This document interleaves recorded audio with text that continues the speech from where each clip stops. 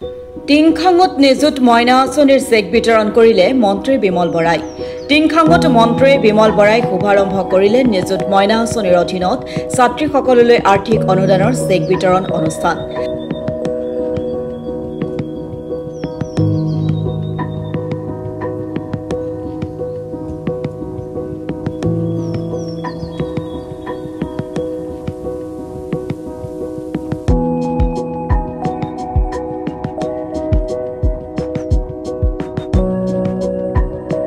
টিংখাং মহাবিদ্যালয়ৰ প্ৰেক্ষাগৃহত আয়োজন কৰা এই অনুষ্ঠানত টিংখাং সমষ্টিৰ বহুকেইখন শিক্ষা অনুষ্ঠানৰ মুঠ 590 গৰাকী ছাত্ৰীক নিযুত মইনা আঁচনিৰ চেক বিতৰণ কৰে মন্ত্ৰীগৰাকীয়ে।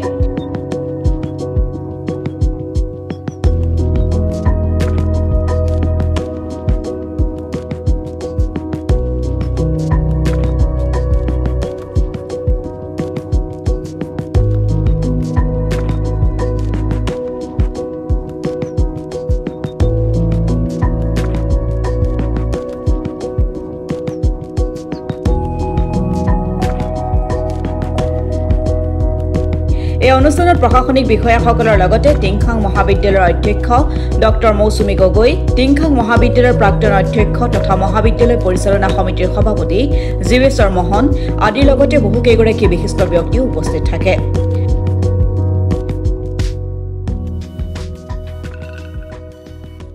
সিদ্ধান্ত গ্ৰহণ কৰা হ'ল আৰু আজি সমগ্ৰ অসমৰ এক নিযুত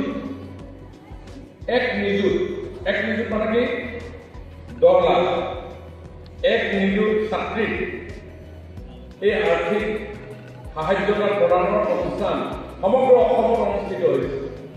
খন্তেকমানৰ পূৰ্বে মাননীয় মুখ্যমন্ত্ৰী ডক্টৰ হিমন্ত বিশ্ব শৰ্মা ডাঙৰীয়াই এই আঁচনিখন শুভ উদ্বোধন কৰিলে। ছাত্ৰীসকলৰ হাতত একোখনকৈ চেক তুলি ধৰিছিল আৰু গুৱাহাটীত অলপ আগতে কাৰ্যসূচী দেখিলোঁ। সেই কাৰ্যসূচীত তিনিখন জিলা মানে কামৰূপ মেট্ৰ', কামৰূপ ৰুৰেল আৰু মৰিগাঁও জিলা, এই তিনিখন জিলাৰ ছাত্ৰীসকলক নিমন্ত্ৰণ কৰি মুখ্যমন্ত্ৰী ডাঙৰীয়াই তাত ভাষণ দিলে আৰু বাকী ছাত্ৰীসকলক অসমৰ বিভিন্ন স্থানত একেলগে একেধৰণে আমি বহি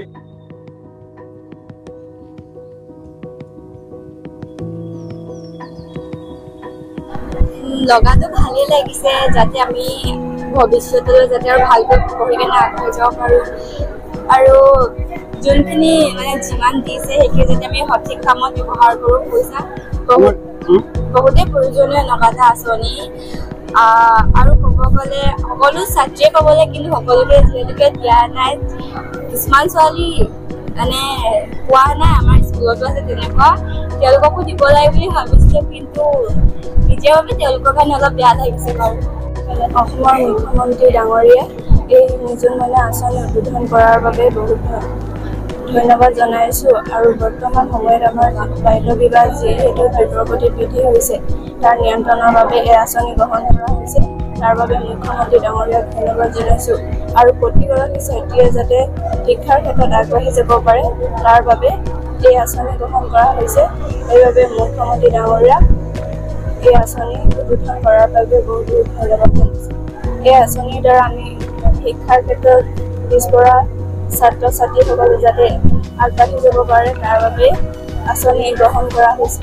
এই আঁচনিৰ জৰিয়তে গ্ৰামাঞ্চলৰ যিসকল দৰিদ্ৰ পৰিয়ালৰ পিতৃ মাতৃয়ে শিক্ষাৰ ক্ষেত্ৰত আগুৱাই লৈ যাব নোৱাৰে, সেই ছাত্ৰ ছাত্ৰীসকলৰ ক্ষেত্ৰত বহুতো সুবিধা হ'ব আৰু ভৱিষ্যতে যাতে শিক্ষাৰ ক্ষেত্ৰত আগুৱাই যাব পাৰে, তাৰ বাবে এই আঁচনি গ্ৰহণ কৰা হৈছে।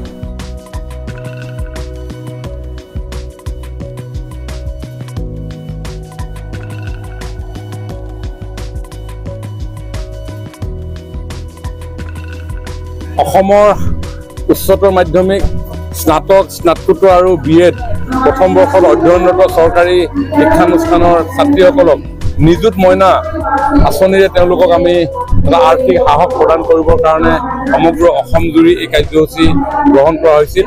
মাননীয় মুখ্যমন্ত্ৰী ডাঙৰীয়াৰ আশা যে আমাৰ ছাত্ৰীসকলে শৈক্ষিক ক্ষেত্ৰখনত আৰু নৱ চিন্তা নৱ উদ্যমেৰে আগুৱাই যায় আৰু সমান্তৰালভাৱে আধাতে শিক্ষাৰ জীৱন যাতে সামৰণি পৰিব লগা নহয়, আৰ্থিক দৰিদ্ৰতাই যাতে এই অৱস্থাৰ সৃষ্টি কেতিয়াও নকৰে আৰু লগতে আমাৰ সমাজত চলি থকা যি বাল্য বিবাহ, এই বাল্য বিবাহো ৰোধ কৰাৰ এটা অন্যতম কাৰক হিচাপে আমি উদগনি দিব পাৰোঁ বন্ধ কৰাৰ বাবে।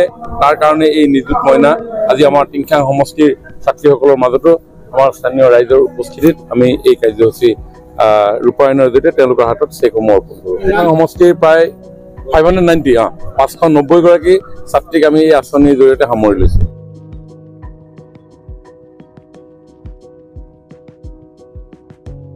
Bureau' report Assam today.